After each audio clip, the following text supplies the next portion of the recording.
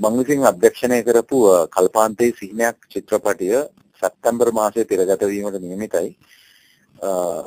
මේ චිත්‍රපටය මම කලින් අධ්‍යක්ෂණය කරපු අංජලික චිත්‍රපටයට වැඩිය හාත්පසින් වෙනස් චිත්‍රපටයක්.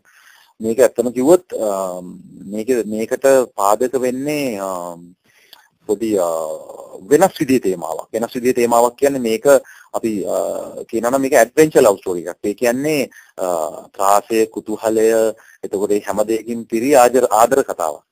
ඉතින් මම හිතනවා මේ චිත්‍රපටයෙන් අංජලික හරහා යම්කිසි වෙනසක් සිනමාවට ගෙනාවා නම් මේ චිත්‍රපටයෙන් යම්කිසි වෙනසක් සිදු වෙයි කියලා මම විශ්වාස කරනවා. මේකේ රංගපාන්නේ මේකේ ප්‍රධාන චරිත රංගපාන්නේ මම එතකොට ඊළඟට තවත් ඉන්දියන් නිලියක් චෛත්‍රා චන්ද්‍රනාත් කියලා ඊට අමතරව ලංකාවේ ඉතා දක්ෂ රංගන ශිල්පිනියන් රසක් රංගපානවා. සනත් ගුණතිලක, අයිරංගනි සේරසිංහ, නිහාල් ප්‍රනාන්දු